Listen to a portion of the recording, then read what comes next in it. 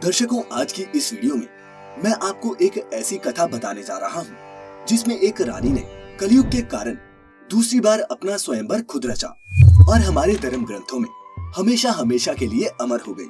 क्या थी पूरी कहानी, आइए जानते हैं आज की इस वीडियो में। नमस्कार और द डिवाइन टेल्स पर आप सभी का स्वागत है। पौराणिक काल में निषद देश के वीरसेन पुत्र नल नाम के एक राजा हुआ करते थे। रूप और गुण से परिपूर्ण होने के साथ साथ वे सभी तरह के अस्त्रों शस्त्रों में निपुण थे। उनमें सिर्फ एक बुरी आदत थी, वो थी कि उन्हें जुआ खेलने का थोड़ा शौक था। उसी काल में विदवक देश पर भीमक नाम के एक राजा का राज्य था। ऐसा माना जाता है कि वे भी नल के ही समान सर्वगुण संपन्न थे। उन्होंने दमन ऋषि को प्रसन्न करके उनसे वरदान के रूप में 4 संतानें प्राप्त की थी, जिसमें से 3 पुत्र और 1 कन्या थी। पुत्रों के नाम थे दमदांत व दमन और पुत्री का नाम था दमयंती। दमयंती देवी लक्ष्मी के समान ही रूपवती थी। ऐसा भी माना जाता है कि उस समय तीनों लोकों में दमयंती के समान कोई भी कन्या रूपवती नहीं थी। एक दिन की बात है कि राजा नल अपने राजमहल के उद्यान में टहल रहे थे। उसी समय उनकी नजर कुछ हंसों पर पड़ी। उसमें से एक हंस बहुत ही सुंदर था, जिसे उन्होंने पकड़ लिया। तब हंस ने राजा नल से कहा, हे राजन, अगर आप मुझे छोड़ दें तो हम लोग दमयंती के पास जाकर आपके गुणों का ऐसा वर्णन करेंगे कि वो आपसे ही विवाह करेगी। राजा नल भी दमयंती के रूप की चर्चा पहले ही अपने दरबारियों के मुख से सुन चुके थे और मन ही मन वो दमयंती को पाने की चाहत भी रखते थे। वह उससे विवाह करना चाहते थे। हंस की बातें सुनकर उन्होंने हंस को छोड़ दिया। इसके बाद वो सब हंस उड़कर राजकुमारी दमयंती के पास गए। दमयंती उन्हें देखकर बहुत खुश हुई। वो हंसों को पकड़ने के लिए दौड़ने लगी। दमयंती ने जिस हंस को पकड़ा वो हंस बोल उठा, हे रानी दमयंती, निषद देश का एक नल नाम का राजा है। वह राजा बहुत ही सुंदर है। मनुष्यों में उसके समान सुंदर और कोई भी नहीं। वह मानो साक्षात कामदेव का ही स्वरूप हो। यदि तुम उनसे विवाह कर लो तो तुम्हारा जन्म और रूप दोनों ही सफल हो जाएगा। जैसे तुम स्त्रियों में सबसे रूपवती हो, वैसे ही राजा नल पुरुषों में सबसे सुंदर है। तुम दोनों की जोड़ी उत्तम रहेगी। हंसों की ये बातें सुनकर दमयंती के मन में भी राजा नल से भेंट की लालसा जाग उठी। इसके बाद दमयंती ने कहा, प्रिय हंस, तुम राजा नल तक मेरा प्रेम संदेश पहुंचा दो। फिर हंस ने लौटकर राजा नल को दमयंती का संदेश भी दिया। इधर दमयंती रात दिन राजा नल का ही ध्यान करती रहती। वो उनसे मिलने को व्याकुल हो रही थी, लेकिन उसे सूझ नहीं रहा था कि वो कैसे भेंट करे। नल के वियोग में दमयंती का शरीर धूमिल और दुबला होता गया। वह कमजोर सी दिखने लगी। जब ये बात उसकी सहेलियों को मालूम पड़ी तो सहेलियों ने राजा से जाकर सारी बात बता दी। परंतु राजा दमयंती की सहेलियों की बात समझ नहीं पाए और उन्होंने सोचा कि मेरी पुत्री विवाह योग्य हो गई है। कुछ दिनों बाद दमयंती के पिता ने उसके स्वयंवर का आयोजन किया, जिसमें सभी देशों के राजा को स्वयंवर के लिए बुलाया गया। स्वयंवर का निमंत्रण मिलने के बाद सभी देश के राजा वहाँ पहुँचने लगे। उधर जब देवर्षि नारद से सभी देवताओं को भी दमयंती के स्वयंवर का समाचार मिला तो इंद्र और सभी लोकपाल भी विदवक देश के लिए रवाना हुए। राजा नल को भी संदेशा भेजा गया तो वे भी दमयंती के स्वयंवर के लिए विदवक की ओर चल पड़े। नल के रूप को देखकर इंद्र ने रास्ते में ही अपने विमान को खड़ा कर दिया। अपनी राह में राजा नल ने जब सभी देवताओं को देखा तो अपने रथ से नीचे उतरकर उन सबको प्रणाम किया। फिर इंद्र ने राजा नल से कहा, राजा नल, आप बहुत ही रूपवान और गुणवान हैं। कृपा करके आप हम लोगों के दूत बन जाइए। आप हमारे दूत बनकर दमयंती के पास जाएं और कहें कि इंद्र, वरुण, अग्नि और यम देवता तुम्हारे पास आकर तुमसे विवाह करना चाहते हैं। इनमें से तुम जिसे चाहो उस देवता को अपना पति स्वीकार कर लो। ये सुनने के बाद राजा नल ने दोनों हाथ जोड़ते हुए कहा, हे देवराज, मैं आपका दूत बनकर वहाँ कैसे जा सकता हूँ। मेरा और आप लोगों का वहाँ जाने का एक ही उद्देश्य है, इसीलिए मैं आपका दूत बनकर वहाँ नहीं जा सकता। आप लोग कृपया इस विषय में मुझे क्षमा कीजिए। देवताओं ने कहा, नल, तुम देवताओं का कहा टाल रहे हो, फिर सोच लो। तत्पश्चात राजा नल देवताओं के दूत बनने को तैयार हो गए और उन्होंने इंद्र की आज्ञा से राजमहल में प्रवेश किया। दमयंती और उसकी सहेलियां भी नल के रूप को देखकर मुग्ध हो गई और शर्म के मारे कुछ ना बोल सकी। तभी नल ने कहा, मैं नल हूँ और लोकपालों का दूत बनकर तुम्हारे पास आया हूँ। दमयंती, स्वर्ग के देवता तुम्हारे साथ विवाह करना चाहते हैं। तुम किसी भी एक देवता को चुन लो और विवाह कर लो। यही संदेश लेकर मैं तुम्हारे पास आया हूँ। उन देवताओं के प्रभाव से जब मैंने तुम्हारे महल में प्रवेश किया तो मुझे कोई देख नहीं पाया। मैंने तुमसे देवताओं का संदेश कह दिया है। अब तुम्हारी जो इच्छा हो वो करो। दमयंती ने बड़ी ही श्रद्धा के साथ देवताओं को प्रणाम किया और मंद मुस्कान के साथ कहा, स्वामी, मैं तो आपको ही अपना सर्वस्व मानकर खुद को आपके चरणों में सौंपना चाहती हूँ। जिस दिन से मैंने हंसों की बात सुनी है, तब से मैं आपके लिए व्याकुल हूँ। आपके लिए ही मैंने राजाओं की भीड़ इकट्ठी की है। यदि आप मुझ दासी की प्रार्थना अस्वीकार कर देंगे तो मैं जहर खाकर मर जाऊंगी। दमयंती के मुख से ऐसी बातें सुनकर राजा नल ने कहा, हे देवी, जब बड़े बड़े लोकपाल आपसे शादी करना चाहते हैं तो फिर आप मुझ मनुष्य से क्यों शादी करना चाहती हैं? मैं तो इन देवताओं की चरणों की धूल के बराबर भी नहीं।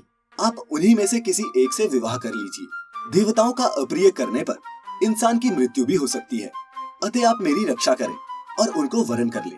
नल की ये बात सुनकर दमयंती घबरा गई। उसकी आंखों से आंसू छलकने लगे और वह कंपकपाते स्वर में बोली, मैं आपको वचन देती हूँ कि मैं आपको ही पति के रूप में वरण करूंगी। तब राजा नल ने कहा, परंतु इस समय मैं यहाँ देवताओं का दूत बनकर आया हूँ। अगर इस समय मैं अपने स्वार्थ की बात करने लगूं तो ये बात सही नहीं होगी। मैं तुमसे विवाह कर सकता हूँ, लेकिन जब वह धर्म के विरुद्ध ना हो। ये सुन दमयंती मुस्कुरा उठी और बोली, हे राजन, इसके लिए मेरे पास एक उपाय है। उसके अनुसार काम करने पर आपको दोष भी नहीं लगेगा और हमारा विवाह भी संपन्न होगा। उपाय ये है कि आप सभी लोकपालों के साथ स्वयंवर मंडप में आए। मैं आपको वर लूंगी। राजा नल वापस देवताओं के समक्ष पहुंचा। देवताओं के पूछने पर उन्होंने बताया, मैं दमयंती के पास तो दूत बनकर गया था, लेकिन वो और उसकी सखियां सभी मुझ पर मोहित हो गए और आप लोगों के प्रस्ताव को उनके सामने रखने के बाद भी वे मुझे ही वरण करने पर तुली है। कुछ समय बाद स्वयंवर की घड़ी आ गई। राजा भीमक ने सभी को स्वयंवर सभा में बुलाया। सभी राजा अपने अपने निवास स्थान पे आकर बैठ गए। तभी दमयंती भी आ गई। सभी राजाओं का परिचय दिया जाने लगा। दमयंती एक एक को देखकर आगे बढ़ने लगी। तभी उसी कतार में दमयंती को एक ही स्थान पर नल के समान की वेशभूषा वाले 5 राजकुमार खड़े दिखाई दिए। ये देखकर दमयंती हैरान हो गई और मन ही मन विचारने लगी कि इन 5 में से राजा नल को कैसे पहचानूं। वो समझ गई कि ये देवताओं की माया है और अंत में दमयंती ने निश्चय किया कि इस समस्या से बाहर निकलने के लिए वो देवताओं से ही सहायता मांगेगी। फिर अपने हाथ जोड़कर वो देवताओं की स्तुति करने लगी। हे देवताओं, हंसों के मुंह से नल का वर्णन सुनकर मैंने उन्हें पति के रूप में वरण कर लिया है और उसी को पाने के लिए मैंने ये स्तुति शुरू की है। कृपया कर आप लोग अपने साक्षात रूप में प्रकट हो जाएं, जिससे मैं राजा नल को पहचान सकूं। दमयंती के दृढ़ निश्चय को देखकर देवताओं ने उसे ऐसी शक्ति दी जिससे वह देवता और मनुष्य में अंतर कर सके। तत्पश्चात दमयंती ने राजा नल के गले में माला डालकर उसे वरण कर लिया। उसके बाद जिस समय दमयंती के स्वयंवर से लौटकर इंद्र व अन्य लोकपाल अपने अपने लोकों को जा रहे थे, उस समय उनकी मार्ग में ही कलयुग और द्वापर से भेंट हो गई। इंद्र ने पूछा, कलयुग कहाँ जा रहे हो? कलयुग ने कहा, मैं दमयंती के स्वयंवर में उससे विवाह करने के लिए जा रहा हूँ। फिर इंद्र ने बताया, अरे स्वयंवर तो कब का पूरा हो गया। दमयंती ने राजा नल का वरण कर लिया। हम लोग देखते ही रह गए। ये सुनकर कलयुग को क्रोध आ गया और वह बोला, ये तो अनर्थ हो गया। उसने देवताओं का अपमान किया है, इसीलिए उसे दंड अवश्य मिलना चाहिए। तभी देवताओं ने कहा, दमयंती ने हमारी आज्ञा प्राप्त करके ही नल को वरण किया है। वास्तव में नल सर्वगुण संपन्न और उसके योग्य है। वह धर्म के बड़े ज्ञाता भी है, इसीलिए उसको शाप देना नरक में धधकती आग में गिरने के समान है। ये कहकर देवता तो उस स्थान से चले गए, लेकिन कलयुग और द्वापर इसी विषय पर बात करते रहे। कलयुग ने द्वापर से कहा, मैं अपने क्रोध को शांत नहीं कर सकता, इसीलिए मैं नल के शरीर में निवास करूंगा और उसे मैं राज्य विहीन कर दूंगा। उस स्थिति में वह दमयंती के साथ नहीं रह सकेगा। उसे जुए का बड़ा शौक है, इसीलिए तुम भी जुए के पासों में प्रवेश करके मेरी सहायता करना। द्वापर ने भी उसकी बात मान ली। इसके बाद द्वापर और कलयुग दोनों ही नल की राजधानी पहुंचे, लेकिन कलयुग को नल के शरीर में प्रवेश करने का कोई मार्ग नहीं मिल रहा था। वो सिर्फ एक अवसर चाहता था नल के शरीर में घुसने का। इसी तरह समय बीतता गया, लेकिन कलयुग कुछ न कर पाया। फिर 12 वर्ष पश्चात एक दिन राजा नल संध्या के समय लघु शंका से निवृत्त होकर पैर धोए बिना ही आचमन करके संध्या वंदन करने बैठ गए। ये अपवित्र अवस्था देखकर कलयुग उनके शरीर में प्रवेश कर गया।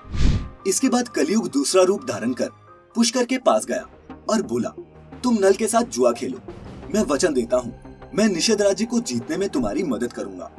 पुष्कर ने कलयुग की बात मान ली और नल के पास गया। द्वापर भी पासे का रूप धारण कर उसके साथ चल पड़ा। जब पुष्कर ने राजा नल को जुआ खेलने के लिए ललकारा, तो राजा नल दमयंती के सामने उसकी ललकार सह न सके। उन्होंने पासे खेलने का निश्चय किया। फिर जुए का खेल प्रारंभ हुआ। उस समय नल के शरीर में कलयुग घुसा हुआ था और पासों में द्वापर था, इसीलिए नल जो कुछ भी जुए में लगाते वो हार जाते। प्रजा और मंत्रियों ने राजा को रोकना चाहा, लेकिन जब वे नहीं माने तो मंत्रियों ने द्वारपाल को रानी दमयंती तक राजा को रोकने का संदेश पहुंचाया। तब दमयंती ने राजा नल से कहा, हे स्वामी, आपकी पूरी प्रजा आपके दुख के कारण अचेत हुई जा रही है।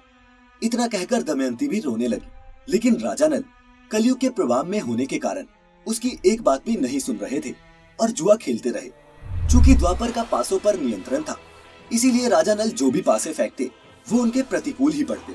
जब दमयंती ने ये सब देखा तो राजा नल के सारथी वार्ष्णेय को बुलाया। उन्होंने उससे कहा, हे सारथी, अब ये बात तुमसे छिपी नहीं है कि महाराज बहुत संकट में है। तुम तुरंत रथ जोड़ लो और मेरे बच्चों को रथ में बिठाकर कुंडी नगर छोड़ाओ। इसके बाद पुष्कर ने राजा नल का सारा धन जुए में जीत लिया और बोला, क्या तुम्हारे पास दाव पर लगाने के लिए कुछ और भी है? अगर तुम दमयंती को दाव पर लगाने के लायक समझो तो उसे भी लगा सकते हो। लेकिन राजा नल ने दमयंती को दाव पर नहीं लगाया। जुए में सब कुछ हारने के बाद राजा नल और दमयंती जंगल जंगल भटकने लगे। कभी कभी तो उन्हें भोजन भी नसीब नहीं होता था। एक दिन राजा नल ने देखा कि कई पक्षी उनके पास आकर बैठ गए। उन पक्षियों के पंख खाली सोने के समान दमक रहे थे। नल ने सोचा कि अगर मैं इन पक्षियों के पंख प्राप्त कर लूं तो इनसे कुछ धन मिल सकता है। ऐसा सोचकर उन्हें पकड़ने के लिए नल ने उन पर अपने पहने हुए वस्त्र डाल दिए, लेकिन पक्षी उनके वस्त्र लेकर उड़ गया। वो असल में पक्षी नहीं, जुए के पासे थे, जो राजा से वो राजसी वस्त्र भी लेने आए थे, जो उन्होंने जुए में अपने राज्य के साथ हरा दिए थे। नल अब नंगे होकर बड़ी ही दीनता के साथ ऊपर देखता हुआ खड़ा हो गया। मायूस होकर वो दमयंती के पास पहुंचा और उसे सामने के मार्ग दिखाने लगा। दमयंती, तुम देख रही हो, यहाँ बहुत से रास्ते हैं। एक अवंती की ओर जाता है, दूसरा पर्वत होकर दक्षिण देश को। सामने विंध्याचल पर्वत है। ये पयोशनी नदी समुद्र में मिलती है और ये कौशल देश का मार्ग है। राजा नल की दीनता और लाचारी देखकर दमयंती की आंखें आंसुओं से भर गई। दमयंती ने राजा नल से कहा, क्या आपको लगता है कि मैं आपको छोड़कर अकेली कहीं जा सकती हूँ? मैं आपके साथ रहकर ही आपके दुखों को बांटना चाहती हूँ। दुख में आपका साथ देना मेरा पहला धर्म है। वह धैर्य देकर पति के दुख को थोड़ा कम करती है। उस समय नल के शरीर पर एक भी वस्त्र नहीं था, धरती पर बिछाने के लिए एक चटाई भी नहीं। दमयंती भी उनके साथ ये सारे दुख झेल रही थी। दोनों जमीन पर ही सो गए। कुछ देर बाद दमयंती के सो जाने पर राजा नल की नींद टूटी तो वह सोचने लगे कि दमयंती मुझसे बड़ा प्रेम करती है। प्रेम के कारण ही उसे इतना दुख झेलना पड़ रहा है। फिर राजा नल ने सोचा कि यदि मैं इसे छोड़कर चला जाऊं तो संभव है कि इसे इन दुखों से राहत मिल जाए। ये सोचकर नल ने दमयंती के शरीर का आधा वस्त्र फाड़कर अपना शरीर ढक लिया। दमयंती गहरी निद्रा में थी और राजा नल उसे छोड़कर निकल गए। दरअसल शरीर में कलयुग का प्रवेश होने के कारण राजा नल की बुद्धि नष्ट हो गई थी, इसीलिए वे अपनी पत्नी को वन में अकेला छोड़कर वहां से चले गए। जब दमयंती की नींद टूटी तब उसने देखा कि राजा नल वहां नहीं है। ये देखकर वह चौंक गई और राजा नल को पुकारने लगी। जब दमयंती को राजा नल बहुत देर तक दिखाई नहीं पड़े तो वह जोर जोर से रोने लगी और भटकती भटकती जंगल के बीचों बीच जा पहुंची। वहां एक बड़े से अजगर ने दमयंती पर हमला कर दिया। दमयंती मदद के लिए चिल्लाने लगी। तब उसके स्वर एक व्याध के कान में पड़े। वह उधर ही घूम रहा था। वह दौड़कर वहां आया और ये देखकर कि दमयंती को अजगर निगल रहा है, अपने तेज शस्त्र से उसने अजगर का मुंह चीर डाला। फिर उसने दमयंती को अजगर से छुड़ाकर सांत्वना देकर भोजन करवाया। तत्पश्चात जब दमयंती कुछ शांत हुई तो व्याध ने पूछा, सुंदरी, तुम कौन हो? किस कष्ट में पड़कर, किस उद्देश्य से तुम यहाँ आई हो? दमयंती की सुंदरता, बोलचाल और मनोहरता देखकर व्याध मोहित हो चुका था। वह दमयंती से मीठी मीठी बातें करके उसे अपने बस में करने की कोशिश करने लगा। दमयंती उसके मन के भाव को समझ गई। दमयंती ने उसकी वासना को बहुत रोकना चाहा, लेकिन जब वह किसी भी प्रकार से नहीं माना तो उसने उसे शाप दे दिया कि मैंने राजा नल के अलावा किसी और का भी चिंतन कभी नहीं किया, और अगर ये सत्य हो तो ये व्याध अभी मरकर गिर पड़े। दमयंती के इतना कहते ही व्याध के प्राण पखेरु उड़ गए। व्याध के मर जाने के बाद दमयंती इस निर्जन और भयंकर वन में फिर अकेली हो चुकी थी। इसके बाद वह राजा नल का पता पूछती हुई उत्तर की ओर बढ़ने लगी। इसी तरह उसे भटकते भटकते 3 दिन और 3 रातें बीत गई और फिर वो अगले दिन शाम के समय राजा सुबाहु के राज्य जा पहुंची। वहाँ उसे सब पागल समझ रहे थे, बच्चे उसे परेशान कर रहे थे। तभी उस राज्य की राजमाता की नजर दमयंती पर पड़ी। राजमाता ने अपनी दासी से कहा, देखो तो वह स्त्री बहुत दुखी मालूम होती है। तुम उसके पास जाओ और उसे मेरे पास लाओ। दासी दमयंती को रानी के पास ले आई। रानी ने दमयंती से पूछा, हे सुंदरी, तुम कौन हो और ऐसे घूमते हुए तुम्हें डर नहीं लगता? दमयंती ने जवाब दिया कि मैं एक पतिव्रता स्त्री हूँ, मैं कुलीन हूँ और राजा की धर्मपत्नी हूँ। तब रानी ने कहा, ठीक है, तुम महल में ही रह जाओ। तब दमयंती ने कहा कि मैं यहाँ रह तो जाऊंगी, पर मेरी 3 शर्तें हैं। मैं जूठा नहीं खाऊंगी, पैर नहीं दूंगी और पर पुरुष से बात नहीं करूंगी। राजमाता ने कहा, ठीक है, हमें तुम्हारी शर्तें मंजूर हैं। उधर जिस समय राजा नल दमयंती को सोता छोड़कर आगे बढ़े थे, उस समय आगे वन में आग लगी थी। तभी नल को किसी के चिल्लाने की आवाज आई। ये आवाजें सुनकर राजा नल शीघ्र ही उस तरफ दौड़ पड़े। वहां पहुंचकर उन्होंने देखा कि नागराज कुंडली मारकर बैठे हुए हैं। उसने नल से कहा, राजन, मैं करकोटक नाम का सर्प हूँ। मैंने नारद मुनि को धोखा दिया था। उन्होंने शाप दिया कि जब तक राजा नल तुम्हें ना उठाए तब तक यहीं पड़े रहना। उनके उठाने पर ही तू शाप से छूटेगा। उनके शाप के कारण मैं यहाँ से एक भी कदम आगे नहीं बढ़ा सकता।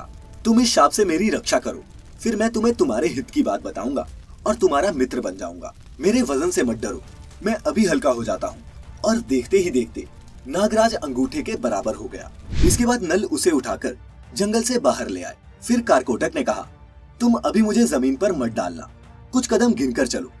1 2 3 करते हुए राजा नल ने यूं ही पृथ्वी पर 10वां कदम रखा। तभी कारकोटक ने उसे डस लिया। उसका नियम था कि जब भी कोई दश बोले तब वह डसता था। ये देख राजा नल अचंभित रह गए। महाराज, तुम्हें कोई पहचान ना सके, इसीलिए मैंने डस के तुम्हारा रूप बदल दिया है। कलयुग ने तुम्हें बहुत दुख दिया, अब मेरे विष से वह तुम्हारे शरीर में बहुत दुखी रहेगा। तुमने मेरी रक्षा की है, मेरे विष के कारण तुम्हें हिंसक पशु पक्षी या फिर शत्रु का भी कोई भय नहीं रहेगा। अब तुम पर किसी भी विष का प्रभाव नहीं होगा और युद्ध में हमेशा तुम्हारी जीत होगी। ये कहकर करकोटक ने नग्न राजा को 2 दिव्य वस्त्र भी दिए और फिर वहां से अंतर्ध्यान हो गया। उसके बाद राजा नल वहां से 10 दिनों तक चलते हुए राजा ऋतुपर्ण की राजधानी अयोध्या में पहुंचे। फिर उन्होंने दरबार में पहुंचकर राजा से कहा, मेरा नाम बाहुक है, मैं घोड़ों को हाँकने और उन्हें तरह तरह की चालें सिखाने का काम करता हूँ। घोड़ों की विद्या में मेरे जैसा निपुण इस समय पृथ्वी पर और कोई भी नहीं। रसोई बनाने में भी मैं निपुण हूँ। आप कृपया करके मुझे काम पर रख लीजिए। उसकी बातें सुनकर राजा ऋतुपर्ण ने बाहुक से कहा, बाहुक, मैं तुम्हें सारा काम तो सौंप दूंगा, लेकिन मैं शीघ्रगामी सवारी को विशेष पसंद करता हूँ। तुम्हें हर महीने सोने की 10,000 मोहरें मिलेंगी, लेकिन तुम कुछ ऐसा करो कि मेरे घोड़ों की चाल तेज हो जाए। राजा नल मान गए।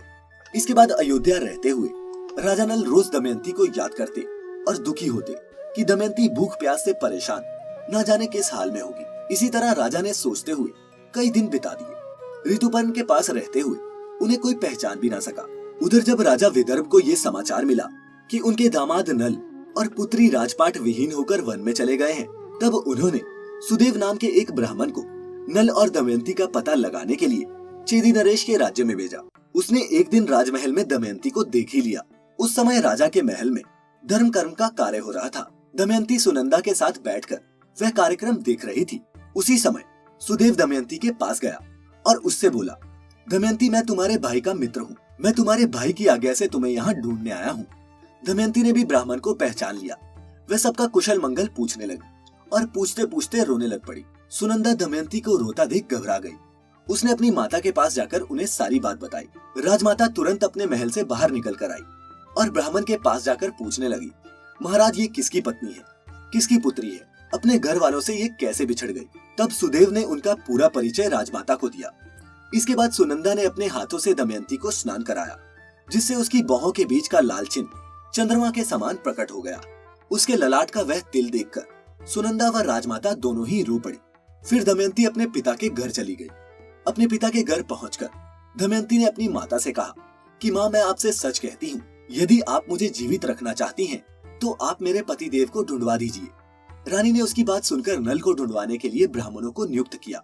दमयंती ने ब्राह्मणों से कहा कि आप लोग जहाँ भी जाएं, वहाँ भीड़ में जाकर ये कहें कि मेरे प्यारे छलिया, तुम मेरी साड़ी में से आधी फाड़कर चले गए। आपकी दासी उसी अवस्था में आपका इंतजार कर रही है। ब्राह्मणगण नल को ढूंढने निकल पड़े। बहुत दिनों के बाद एक ब्राह्मण वापस आया। उसने दमयंती से कहा, मैंने राजा ऋतुपर्ण के पास जाकर भरी सभा में आपकी बात दोहराई तो किसी से कुछ जवाब नहीं मिला, लेकिन जब मैं वहां से वापस आने लगा तब बाहुक नाम के एक सारथी ने मुझे एकांत में बुलाया। बाहुक शरीर से कुरूप और उसके हाथ छोटे छोटे थे। वह लंबी सांस लेकर रोता हुआ मुझसे कहने लगा, उच्च कुल की स्त्रियों के पति उन्हें छोड़ भी देते हैं तो फिर भी वे अपने शील की रक्षा करती हैं। त्याग करने वाला पुरुष उस समय विपत्ति के कारण दुखी और अचेत था, इसीलिए उस पर क्रोध करना उचित नहीं। जब वह अपनी प्राण रक्षा के लिए जीविका चाह रहा था तब पक्षी उसके वस्त्र लेकर भी उड़ गए। जब ब्राह्मण ने ये बातें दमयंती को बताई तो वह समझ गई कि वे राजा नल ही हैं। ब्राह्मण की बातें सुनकर दमयंती की आंखों में आंसू भर गए। रोते हुए उसने अपनी माता को सारी बात बताई। तब दमयंती की माता ने कहा कि ये बात वह अपने पिता से न कहे, मैं सुदेव ब्राह्मण को इस काम के लिए भेजती हूँ। तब दमयंती ने सुदेव से कहा, हे ब्राह्मण देवता, आप जल्दी से जल्दी अयोध्या नगरी पहुँचे और वहाँ पहुँचकर राजा ऋतुपर्ण से कहना कि दमयंती फिर से स्वेच्छानुसार पति का चुनाव करना चाहती है। वहाँ बड़े बड़े राजा और राजकुमार आ रहे हैं और स्वयंवर की तिथि कल ही है, इसीलिए अगर आप पहुँच सके तो वहाँ चले जाइए। नल के जीने अथवा मरने का किसी को पता नहीं है, इसीलिए राजकुमारी दमयंती कल सूर्योदय से पहले ही पति का वरण करेगी। दमयंती की बात सुनकर सुदेव अयोध्या गए और उन्होंने राजा ऋतुपर्ण से ये सब बातें कह दी। सुदेव की बातें सुनकर राजा ने बाहुक को बुलाया और कहा, बाहुक, कल दमयंती का स्वयंवर है और हमें जल्द से जल्द वहाँ पहुँचना है। ऋतुपर्ण की बातें सुनकर जैसे नल का कलेजा ही फट गया। सोचा कि दमयंती ने दुखी और अचेत होकर ही ये कदम उठाया होगा। संभव है वह दूसरा विवाह करना चाहती है। फिर नल ने शीघ्रगामी रथ में 4 श्रेष्ठ घोड़े जोत दिए। राजा ऋतुपर्ण रथ पर सवार हो गए। रास्ते में ऋतुपर्ण ने राजा नल को पासों पर वशीकरण की विद्या सिखाई, क्योंकि उसे भी घोड़ों की विद्या सीखने का लालच था। जिस समय राजा नल ने ये विद्या सीखी उसी समय कलयुग राजा नल के शरीर से बाहर आ गया। कलयुग ने नल का पीछा छोड़ दिया था, लेकिन अभी उनका रूप नहीं बदला था। उन्होंने अपने रथ को जोर से हाँका और शाम होते होते वह विदर्भ देश पहुंच गया। राजा भीमक के पास समाचार भेजा गया। उन्होंने ऋतुपर्ण को अपने यहाँ बुला लिया। ऋतुपर्ण के रथ की गूंज से दिशाएं गूंज उठी। दमयंती रथ की गड़गड़ाहट से समझ गई कि जरूर इसको हाँकने वाले मेरे पतिदेव ही हैं। यदि आज वे मेरे पास नहीं आएंगे तो मैं आग में कूद जाऊंगी। इसके बाद अयोध्या नरेश ऋतुपर्ण जब राजा भीमक के दरबार में पहुंचे तो उनका बहुत आदर सत्कार हुआ। भीमक को इस बात का बिल्कुल भी पता नहीं था कि वे स्वयंवर का निमंत्रण पाकर यहाँ आए हैं। जब ऋतुपर्ण ने स्वयंवर की कोई तैयारी नहीं देखी तो उन्होंने स्वयंवर की बात दबा दी और कहा, मैं तो सिर्फ आपको प्रणाम करने चला आया। भीमक सोचने लगे कि 100 योजन की दूरी से कोई प्रणाम करने तो नहीं आ सकता। उधर बाहुक वार्ष्णेय के साथ अश्वशाला में घोड़ों की सेवा में लग गया। दमयंती आकुल हो गई कि रथ की ध्वनि तो सुनाई दे रही थी पर मेरे पति के कहीं भी दर्शन नहीं हो रहे। तब उसने अपनी दासी से कहा, हे दासी, तू जा और इस बात का पता लगा कि वो कुरूप सा पुरुष कौन है। संभव है कि वही मेरे पतिदेव हो। तब दासी ने बाहुक से जाकर पूछा, राजा नल कहाँ है और क्या तुम उन्हें जानते हो या तुम्हारा सारथी वार्ष्णेय जानता है? फिर बाहुक ने कहा, मुझे उसके संबंध में कुछ भी मालूम नहीं, सिर्फ इतना ही पता है कि इस समय राजा नल का रूप बदल गया है। वह छिपकर रहते हैं, उन्हें स्वयं वे ही पहचान सकते हैं या फिर उनकी पत्नी दमयंती, क्योंकि वह अपने गुप्त चिन्हों को दूसरों के सामने प्रकट नहीं करना चाहते। अब दमयंती ने दासी का जवाब सुना तो उसकी आशंका और बढ़ गई कि यही राजा नल है। उसने दासी से कहा, तुम फिर बाहुक के पास जाओ और उसके पास बिना कुछ बोले खड़ी रहो। उसकी चेष्टाओं पर ध्यान दो। जब आग मांगे तो मत देना, जल मांगे तो देर कर देना। उसका एक एक चरित्र मुझे आकर यहाँ बताओ। फिर कहे अनुसार वह दासी बाहुक के बहुत से चरित्र देखकर दमयंती के पास वापस आई और बोली, बाहुक ने हर तरह से अग्नि, जल व थल पर विजय प्राप्त कर ली है। मैंने आज तक ऐसा पुरुष नहीं देखा। तब दमयंती को विश्वास हो गया कि वह बाहुक ही राजा नल है। तत्पश्चात दमयंती ने ये सारी बात अपनी माता को जाकर बताई और कहा, अब मैं स्वयं उस बाहुक की परीक्षा लेना चाहती हूँ, इसीलिए आप बाहुक को मेरे महल में आने की आज्ञा दीजिए। आपकी इच्छा हो तो पिताजी को बता दीजिए। रानी ने अपने पति भीमक की अनुमति ली और बाहुक को रानीवास बुलवाने की आज्ञा दी। दमयंती ने बाहुक के सामने फिर सारी बात दोहराई। तब दमयंती की आंखों से आंसू टपकते देखकर नल से रहा नहीं गया। नल ने कहा, मैंने तुम्हें जानबूझकर नहीं छोड़ा, न ही जुआ खेला। ये सब कलयुग की करतूत थी। ये सुनकर दमयंती रोती हुई बोली कि मैं आपके चरणों को स्पर्श करके कहती हूँ कि मैंने कभी भी किसी पर पुरुष का चिंतन नहीं किया है। ऐसा अद्भुत दृश्य देखकर राजा नल ने भी अपना संदेह छोड़ दिया और कारकोटक नाग के दिए वस्त्रों को अपने ऊपर ओढ़कर उसका स्मरण करके वो फिर अपने असली रूप में आ गए। फिर दोनों ने सबका आशीर्वाद लिया। दमयंती के मायके वालों ने उन्हें खूब धन देकर विदा किया, जिसके बाद नल व दमयंती अपने राज्य वापस पहुँचे। राजा नल ने जब पुष्कर से फिर से जुआ खेलने को कहा तो वह खुशी खुशी तैयार हो गया। चूँकि नल ऋतुपर्ण से पासों पर वशीकरण करना सीख चुका था, नल ने जुए की हर बाजी को जीत लिया और इस तरह नल व दमयंती को फिर से अपना राज्य और धन प्राप्त हो गया। तो मित्रों, ये थी रोचक कथा नल और दमयंती के प्रेम की, जो कई सवाल अपने पीछे छोड़े जा रही है। क्या आपके भी इस कथा को लेकर कुछ प्रश्न है? अगर है तो नीचे कमेंट्स में हमसे साझा करें। अगर वीडियो पसंद आई हो तो इसे ज्यादा से ज्यादा लाइक और शेयर भी करें। साथ ही ऐसी और भी पौराणिक कथाओं के लिए अभी हमारे YouTube channel the Divine Tales को सब्सक्राइब करें या लाइक करें हमारा Facebook पेज। फिलहाल आज की इस वीडियो में इतना ही। अब हमें इजाजत दीजिए। आपका बहुत बहुत शुक्रिया।